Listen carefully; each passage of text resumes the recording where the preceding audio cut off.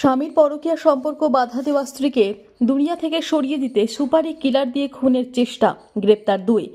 স্বামীর পরকীয়া সম্পর্কে বাধা দেওয়ার স্ত্রীকে দুনিয়া থেকে সরিয়ে দিতে সুপারি কিলার এনে খুনের চেষ্টা স্বামী।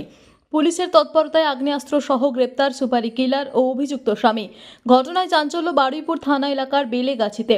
অভিযুক্ত স্বামী নূর হোসেন ফকির, তার বাড়ি জীবনতলা থানা এলাকায়। তার সাথে 2.5 বছর আগে সন্তোষপুর এলাকার বাসিন্দা আজমান বিবির বিয়ে হয়।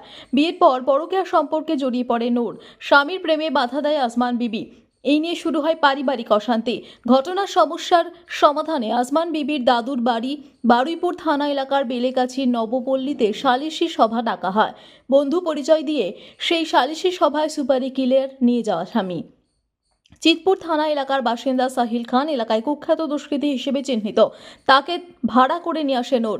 সোর্স মারফত জানতে পেরে সাহিল খানকে আগ্নেয়াস্ত্র সহ গ্রেপ্তার করে বারুইপুর থানার পুলিশ। গ্রেপ্তার করা হয় নূরকে। তল্লাশি অভিযান চালিয়ে আজমান বিবির দাদুর বাড়ির পেছনের পুকুর থেকে গুলি ভর্তি বন্দুক উদ্ধার করে পুলিশ। ঘটনায় মোট 2টি আগ্নেয়াস্ত্র উদ্ধার করা হয়েছে। অভিযুক্ত স্বামী নূর ও সাহিল খানকে জিজ্ঞাসাবাদ করছে বারুইপুর থানার পুলিশ। ধৃত ব্যক্তিদের বারুইপুর মহকুমা আদালতে তোলা হয়। মা বাবা স্বাভাবিক মানবে কি মেয়ে শ্বশুর বাড়ি চলে যাক, যতই যাও মেয়ে শান্তিভাবে থাক, কিন্তু জামাই চাইতো না মেয়েকে। মেয়ে অনেকবার বলেছিল, তাও মেয়ে স্বামী পিয়াসা বলে যতই যা হোক আমার কাছে একদিন ফিরবে।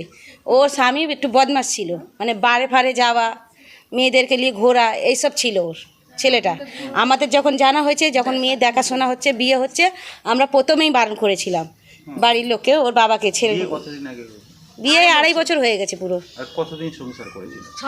6-7 মাস এমনি সংসার করেছে। পেটে বাচ্চা আসতে পুড়ে গেল মেয়ে, ওই এসে আর যায়নি মেয়ে। পরে কি ওই সন্তোষপুরেই থাকলে হয়? না, প্রথম থেকে বন্ধুবান্ধব 2বার আগে এসেছিল, বন্ধুবান্ধব তখন আনিনি, ও একাই এসছে।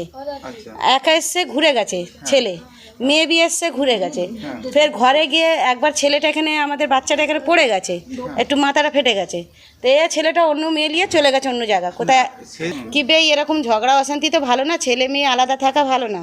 ছেলে মেয়ে কী করবে তোমরা, এক জায়গায় রাখবে না ছাড় করাবে? ওর বাবার সাথেই কথা বললাম। ওর বাবা বলছে যদি মেয়ে থাকতে চায় তো থাকবে, আর যদি যেতে চায় তো যাবে।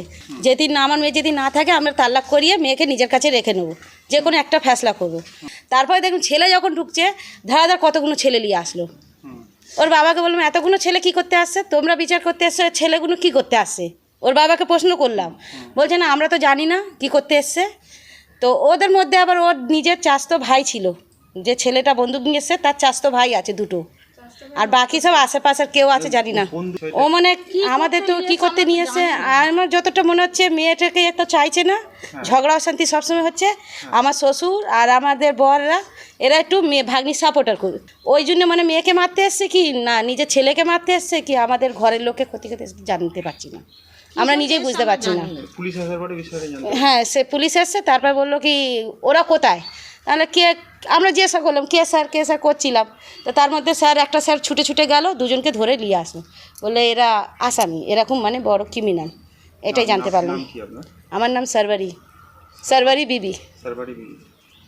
ওর ছেলে আসছে এবং ছেলের সাথে একটা বন্ধু আসছে, তারা একটু মীমাংসা করতে চাইছে। 2 বছর মেয়ে সংসার করছে না, মেয়েকে নিয়ে যাচ্ছে না, এটা একটু মিটিয়ে দিও। হয়তো মীমাংসার জন্য আসতে বলেছিলাম বিকেল 4টের সময়। মিটিংয়ে বেরিয়ে যাওয়ার পরে 7টার সময় খবর হচ্ছে যে ওরা অনেক পুলিশ গাড়ি এসছে। পরে শুনলাম যে ওদের কাছে মেশিন আছে, ওরা খুন করতে এসেছিলো মেয়েটাকে এবং ওর মাকে, মেয়েটা এবং মেয়েটার মাকে। এর আগে একটা পুরনো ঘটনা ছিল, সেটা না বলাই ভালো, কিন্তু ওরা চাইছিল মেয়েটাকে মার্ডার করার জন্য এবং আমাদের কাউকে হয়তো আক্রমণ করার জন্য এসেছিল। পুলিশ অনেক আগে থেকে তৎপর হয়েছিল। আমরা যখন মিটিংয়ে যাচ্ছিলাম দেখলাম বহু অনেক পুলিশ আছে, বেলেগাছি মোড়ে থেকে আশেপাশে অনেক পুলিশ আছে। পুলিশ প্রশাসন অনেক ভালো কাজ করেছে, আগে থেকে স্টেপ নিয়েছে বলে আজকে আমরা অনেক শান্তিতে বাস করছি এই অঞ্চলে। 2টো প্রাণ অবশ্যই চলে যেত, 2টো আরও বেশি যেতে পারতো। আমি শুনেছি আরও সাথে ছিল কিছু লোক, তাদের কাছেও মেশিন থাকলেও থাকতে পারে, এরকম একটা খবর আছে, সঠিক জানি না। এখন যা পরে শুনেছি যে ওদের সাথে আরও 2জন ছিল, তারা বলেছে ওদের সুপারি কিলার, এমনকি 10,000-20,000 টাকার মতো ওরা মার্ডার করার মতো আসামি ছিল ওরা। বহু থানা, অনেক থানা ওদের মার্ডার কেস আছে শুনেছি। এবং ক্যানিং এসপি এসেছিলেন, উনিও বললেন যে ওরা খতরনাক, এই পাড়াটা খুব জ্বালিয়ে যেত হয়তো আজকে। পরে জানা হয়েছে। কী নাম আপনার?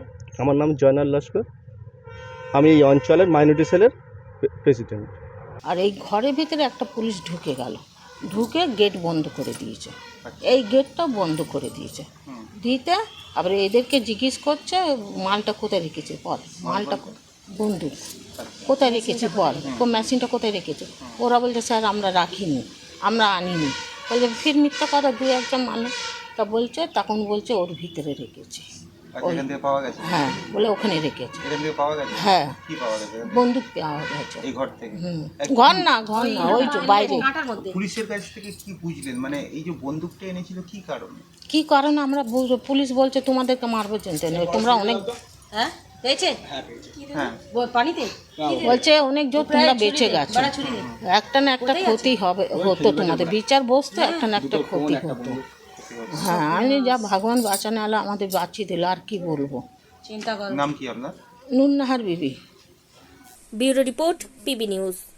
ড্রিম লাইফ হসপিটাল, ঠিকানা বর্ধমান রাজ কলেজ মোড়। যে কোনো রকমের চিকিৎসার বিশ্বস্ত প্রতিষ্ঠান ড্রিম লাইফ হসপিটাল খুবই কম খরচে বিশ্বমানের চিকিৎসা প্রদান করে থাকে।